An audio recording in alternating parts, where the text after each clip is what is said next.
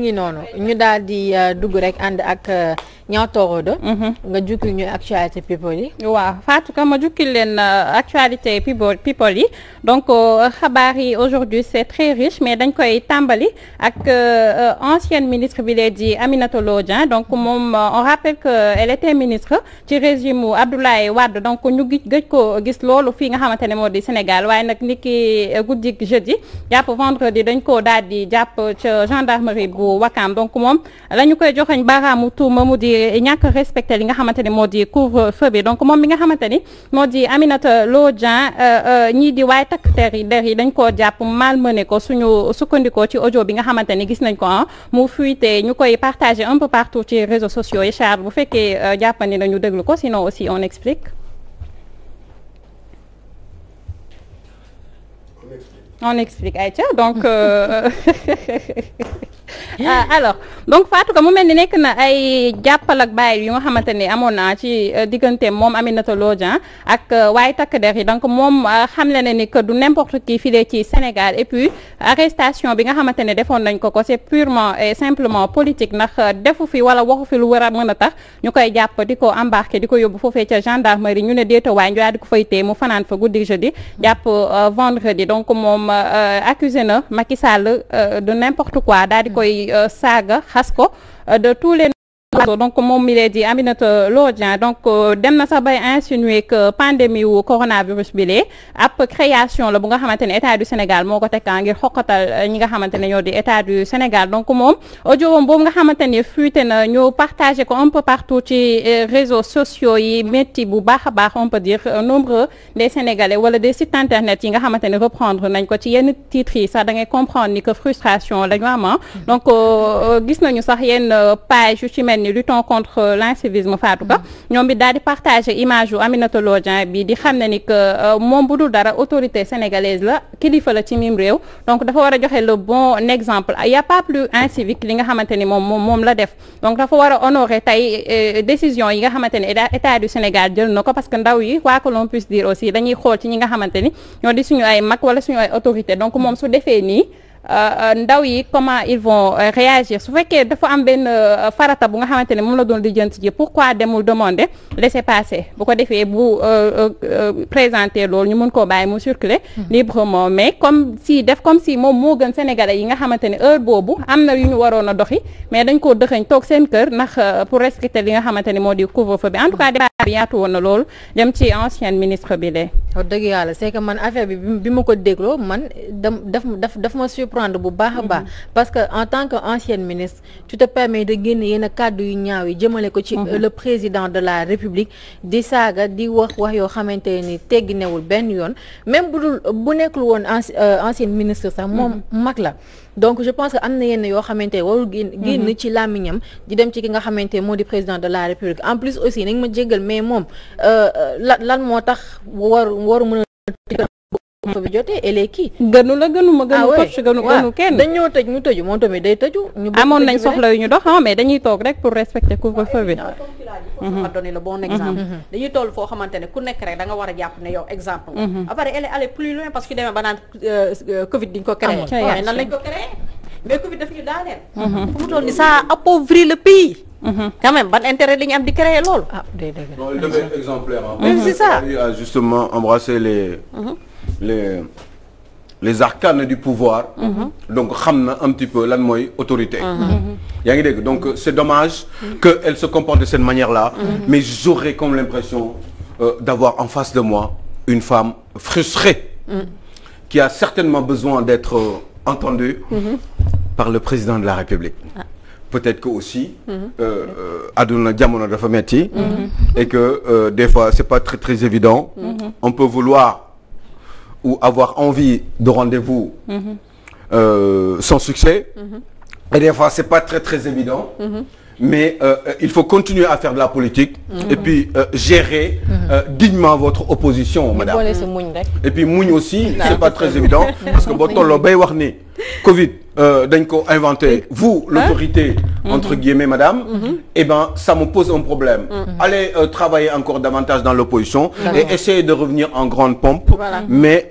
même si ça va être très très difficile et très compliqué. Mais elle peut revenir là quand même. ñu jàll ci beneen point. ayca ñu jàll ci ndaw Ndeye Saly Diop Dieng donc on rappelle que Ndeye Saly Diop Dieng moom moo nekk ministre de la femme, de la famille et de l'enfance. Donc moom mi lee di Ndeye Saly Diop Dieng mu mel ni ay ndawam dañoo ànd ak ñi nga xamante ne ñoo di ay waay takk der daal di dem ci fële di Grand Dakar. Donc bañ fa demee dañoo jàpp benn sëriñu daara bu nga xamante ne dafa nekkoon foofee ci Grand Dakar yaroon fa benn daara bu nga xamante ne c'était rempli de xale d'enfants. Donc noonu leen a demee donc ñu ngi xam ne nii Fatou Ka bàyyi ma dégg nga rempli de xale quoi. continuer amul problème. donc ñoom ndaw Ndeye Saly Diop Dieng yi ba ñu àndeek waaye takk der yi dañoo dem jàpp ay ndaw yu nga xamante ne dañoo nekkoon foofee ci Grand Dakar. Par la suite la ñu interpellé sëriñu daara bi pour lui dire que am na sa ay ndaw yu nga xamante ne teg nañ leen loxo. Donc moom ba mu àddoo moo doon expliquer histoire bi comment ça s'est passé mu xam ne ni que dafa dem intervenir pour ñu bàyyi ñi nga xamante ne ñoo di ay ndongoom. Par la suite ñu jël ndongo yooyu dugal leen ci benn bus bu Dakar dem dikk di leen dóor donc mu ñëw ne leen que nañu arrêté dóor yi nga xamante ne moom la ñuy dóor xale yi. Par la suite policier bi daal di koy boole ci yëf yi dóor ko moom it ba toj li nga xamante ne moo di bëtam. Donc mu nekk benn image bu nga xamante ni aussi mi ngi circuler un peu partout ci réseaux sociaux yi. Donc mu mel ni lii lee daal dina yëkkati bu baax a baax xolu imam ak ulema yi nga xamante ne dañoo nekk Sénégal parce que ñoom it daal dinañuy dajaloo di xam ne ni que daara yi jamono ji état du Sénégal joxu leen gëdd joxu leen benn yoon wàccuwaay. ñu ngi doon wax modernisation daara mais au contraire Macky Sall daf leen bëgg a jël rek éliminer leen complètement. Donc looloo tax ñu daal di jël sëriñu daara bi malmené ko bu baax a baax ndax dem nañ sax ba daal di koy tiimale ab pistolet ci boppam. Donc loolee moom mi lee di oustaz bi moo ko xamle. Donc on rappelle que moom turam moo di Tafa Niang. Donc sëriñu daara yi image bi nga xamante ne mooy daw ci télé bi dañoo dajaloo woon wàccee ay kaamin parce que nee nañ ko faaw Sénégal fi mu toll nii ñu def ay ñaan. ñoom nag ñaan ñi ñu ñaan nekkul Sénégal am jàmm mais dañuy ñaan pour le président Sall jóge fi parce que nee na que fii ak mu ngi fi rek ay mbir yu doy waar rek moo nar a xew filee ci Sénégal. Donc mu mel ni jamono ji mer nañ ba futtu jëmale ci Ndeye Saly Diop Dieng waaye it le président Sall ndax nee nañ moo nekk derrière tout ceci. ok mën naa ne man moom sans commentaire rek laa siy. te ñoo ñaan Covid bi dem woon ñu ginnaaw. ñoom moo gën ñuy ñaan président di dem lenn moom xaw jeune quoi mooy ñaanuñu Covid bi jóge fii mais dañuy ñaan Macky Sall jóge fii. loolu je crois que loolu du lu nopp mën a nangu quoi lu xel bu logique mën a nangu. loolu rafetul santul yàlla parce que Macky Sall dina fi nekk amaana ba bu ko yàlla réewul ba 2024. donc c'est tout à fait logique yàlla moo ko fi teg. ñëpp mënuñu nekk président de la République. am na lu mu fi jot a wax donc nañ ko ñaanal mu jéem a réussir li muy def ba 2024 mu jóge fi keneen remplacer ko gën a def li gën li mu def mën a def li gën li mu def moo gën dañuy ñaan yàlla Macky Sall jóge fi. mais benn affaire dafa am si enfant talibé itam. il faut que ñu def si vraiment ñu liggéey ko correctement. parce que mënuñu saa yu benn événement amee ñu jël leen dem sànni si frontières yi. dem tas. après su ñëwee ñuy mel ni comme si de rien n'était. mais man xale yi dama xëy amoon na fi y a pas 6 mois de cela. ñu ne woon yóbbu nañu xale yi delloon nañ leen voilà. mais du jour au lendemain ils sont revenus. Donc du coup lan mooy problème bi dañu xool lan mooy problème réel bi. parce que la mendicité c'est devenu un métier parce que da ngay gis ñoo xamante ne famille la. mais dañuy wax taalibe yi di nga leen fekk si ay daara mais am na ñoo xam seen kër la ñuy jógee. seen yaay ak seen pap la ñuy kii ku nekk suñu xëyee dañuy dem benn angle dem yalwaani. daf fi am si dëkk bi mais croisement Castor baa ngi mais les gens sont pauvres c'est la pauvreté qui mène à ça. mais rond-point Maristes croisement Castor mi ngi nii boo leen demee di nga leen gis ñi ngi toog foofu ak seen i siwo moi je trouve que loolu nit man pour man taalibe ca jàngi école ca dara ba mais taalibe warul taxaw ci mbedd man ak nu mu mënti demee nag jullit laa àqan doon taalibe Sëriñ Tuubaa mais dama ne taalibe moo warul am taalibe yalwaan moo war a jeex yalwaan dañ ko war a bàyyi dañ leen war a dundal nañ bàyyi yalwaan moo nekkul xale bi nekk mais xale bu am fukki at juróom-ñetti at def tànku neen di dox noonu comme ça ci mbedd xam nga loolu kan moo war a mën a nangu loolu ci xale doom ku xale buy noyyi mais xale du mala nit la dafa war a màgg am dignité am ay jabar am ay doom wala am jëkkër mu jàng am xam-xam mu doon ci alxuraan wala ci nasaraan mais xale moo warul nekk taalibe laa mënul supporter yor pot bu xonk boobu taalibe warul nekk c'est pas possible. dañ dem ci beneen point ñu dem ci beneen point Fatou Ka donc ñu dem ci point bu nga xamante ni yëngal na réew mi ci week-end bi donc énormément de sites internet daal di koy reprendre donc faisant allusion ak ancien ministre wala di ab musicien bu nga xamante ni musicien bu ñëpp xam la nekkatul ku ñuy présenté jamono ji donc ñu ngi xam ne ni que ci guddik samedi bi dafa tàggoo woon soxnaam comme quoi dafa am benn réunion de travail te dina fas yéene guddee boo moytu sax dina fanaan donc par la suite ñuy xam ne ni que soxna si dafa daal di mujjee ñaaw njortu ndax jamono yooyu yëpp daf ko doon soupçonné d'infidélité ba mu interroger ñi nga xamante ne ñoo di yenn xaritam yi dañ ko daal di jox ba yenn piste mu daal di koy fekk ci benn immeuble bu nekk file ci réew mi ba mu demee foofu nag ba couvre-feu bi jeexee mu daal di fay gis oto borom këram boobu daal di koy fekk ci li nga xamante ni moo di kër gi donc ñoom xeexee wuñ ci biir kër gi mais dañu génn ba ci mbedd bi soxnaam si dóor ko dóor yu métti donc ñenn ci internautes yi doon demander à savoir soxna soosu kan la ak borom kër googu noonu musicien boobu kan la mais par la suite dañoo gis ne journaliste bii di Adama Gaye moo génn si page Facebook am pour dire que musicien boobu Youssou Ndour la te lii lee doy na waar bu baax ndax honoré wul li nga xamante ni moo di état du Sénégal ndax moom dafa bokk ci nguur gi donc buy joxe na joxe le bon exemple non seulement waaye mu yor ki nga xamante ni moo di soxnaam aussi. mais lan mooy bon exemple. mooy bon exemple mooy Youssou Ndour doxal. waaw lu doxal. waaw peut-être xeex bi. mais xeex jabar ji moo provoqué xeex man d'accord naa moo xeex kii man pour man jabar da ka yàpp loolu la parce que yow li ñu takk la dugal la ci biir kër da nga war a toog jàpp sa ñam mu mais c'est ça da ngay topp looy dem di ko jëli xeex ak moom yow na nga def bañ takk waaw nu mu def bañ takk moom nu mu def bañ takk ko c'est ça dañ ko doxaan takk nu mu tudd ndaw si nan tudd doxal ñu ko takk ko bi mu koy takk Youssou nekk woon ak beneen jabar mais bi mu koy takk Youssou Ndour a ngi beneen jabar bi mu koy takk Youssou Ndour kii Camara mami Camara non il faut arrêter ça yow amul droit dem doxaan ni dem takk yeneen jabar mais xoolal Youssou Ndour dafa amul benn droit di ko dóor Youssou Ndour suñu patrimoine la non xoolal sax même dans sa vie du yoon comprendre non mais dafa ëpp non mais c'est suñu patrimoine la mais nit la en même temps vous donnez un spectacle comme ça mais Kaja suñu patrimoine la waaye avant ñu doon suñu patrimoine nit la góor la quand même dafa pourquoi du doxaan mais c'est quoi cette histoire là mais yow nga may topp waaw na yar jabaram nag xëy na moo ko jox pouvoir boobu parce que nit aussi bu la yabee ba tollu nii yaa ko may aussi waaw loolu dëgg la loolu dëgg la du dëgg loolu dëgg la ñu daw ci leneen bon mën ngeen ni jël quand même c'est le bokk ngeen ni jël dañu war a jël lii mooy ban façon Youssou Ndour amul dara dem doxaan am wala 4 femmes ñu dem ci xanaa moom du jullit ankay wala boog mën naa am 4 kay nga koy topp di c'est ce qui est recommandé ça dafa baax xool ñu dem ci Assane Diouf Youssou Ndour est-ce que woon takk kooku benn yoon wax gi jeex ñu mujj waaw loolu la nag nga bu góor ba am nag ayca ñu dem ci Assane Diouf gannaaw ba ñu ko tëjee Fatou Ka donc boobaag léegi bu ñu xaymaa weer yi nga xamante ne def na ko ca Ndungu Sine bu matul 8 mois it jege na ko bu baax a baax donc moom mi l'inspecteur numéro 1 de la République bi lee di Assane Diouf donc deuxième chambre correctionnelle de tribunal des grandes instances de Dakar moom daf ko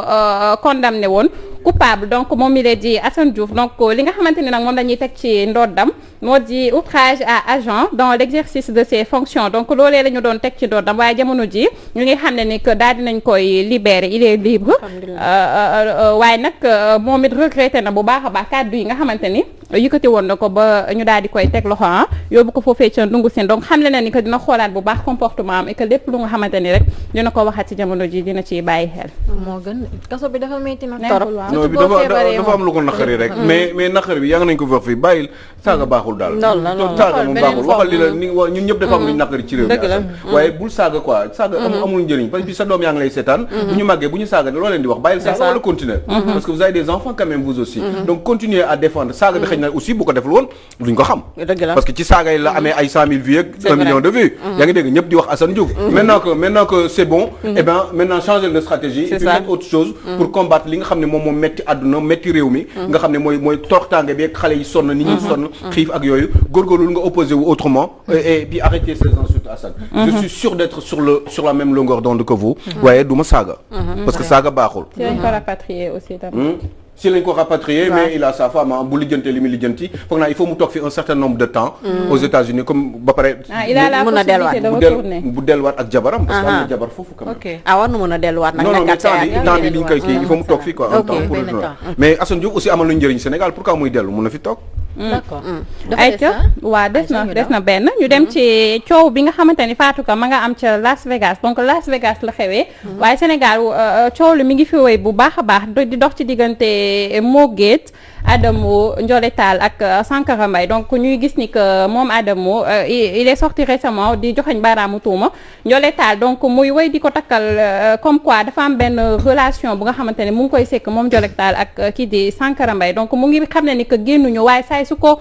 Sankara Mbaye soxlaa rek guddi gi moom Ndiolé Tall daf koy wuyu si donc mu nekk ay révélation yu fracassante yu nga xamante ni teg na ko ci ndoddam moom bi nga xamante ni moo di Ndiolé Tall donc loolee yëkkati xolu Ndiolé Tall bu baax a baax ndax moom it génn na wax bay jooy disant que dafa am borom kër am ay doom kàddu yooyu nga xam ne Sankara Mbaye teg na ko ci ndoddam métti na ko bu baax a baax donc par la suite ñu gis ni que Adamo génn na jéggalu mais dafa ñëwaat réitéréwaat propos yi nga xamante ni mu ngi ko doon wax donc mu mel ni gis nañ aussi ñu bëri ñu nga xamante ne ñu ngi ci réew mi ñu ci mel ni Lirou Diane ak guy gi ñoom it génn nañ pour dire que ñoom demoon nañ Las Vegas xam nañ li nga xamante ni xewoon na fa information yooyu nga xamante ne Adamo mu ngi koy joxe dara nekku ci dëgg donc ñu ngi xamle aussi que mbir moomee sax yemul ci Sankara Mbaye ak Ndiolé Tall ndax ki di moo géet moom it day sekk ki nga xamante ni moo di Awa Balde donc mu nekk ay révélation yu salté on peut dire yu nga xamante ni ku ci nekk ñu ngi lay joxañ baaraamu tuuma bu Adamo génnee fii wax fii Sankara Mbaye génn fee Ndiolé Tall wax en tout cas jamono ji toile bi secoué na bu baax a baax discussion yi bëri na ku ne daal yaa ngi joxe sa xalaat ci cas boobu. En tout cas man d'accord naa ne l'apparence est trompeuse mais Ndiolé wax dëgg yàlla et c'est pas pour rien sax moom waa ji bi mu waxee Sénégal ñëpp génn di naxaru li nga xamante ni wax na ko teg ko si Ndiolé parce que quoi qu'on puisse dire tamit Ndiolé si parcours am boo ko xoolee ba mu commencé fecc ba ni muy woyee ba nii mësuñu ko fee déggal lenn loo xamante ni lu ñaaw la et puis benn borom kër bi mu nekkal avant muy fecc moom lañ ko xamee ba tey jii nii donc bu yëkkatee ay kàddu yi nii di ko teg franchement si daram wax dëgg yàlla man je peux dire ku wéra di kese moo koy gëm et puis sénégalais aussi ni ngi bàyyi di créer nit waa ji tamit moom mooy kan am connexion am toog bu deful Instagram direct mi ngi ci page Facebook di yàq der kese wax ñu koy dégg je sais pas mais il y a pas que lui il y a Moguette aussi c'est qui celui-là c'est ça qu'est-ce qu'il fait il est là il distribue des sous man je me dis Aliou Sow mënoon naa wax si Moguette mais il n'avait pas besoin di yàq deru Ndiolé Tall parce que yàq der lañ ko mën a tuddee jigéen la am na jëkkër am ay doom dafa ñaaw xam nga man góor buy xas jigéen quel que soit loolu la jigéen di def kooku du góor vraiment bi jaaxi doo góor parce que jigéen parce que da am na leen la rek da ngay xalaat ne que yow jigéen na la jóg ak lu mu am nga ay sœur bu amul sœur am nga ay cousine dégg nga que jigéen dafa am na loo xam ne même bu defoon dara suturaal ko billaay wallaay waaw góor buy suturaal jigéen kookooy góor waaye nekk di wax jigéen ak nangam ak di wax ci jigéen lu loolu leen seq ak ay nangam ak kooku du góor dëgg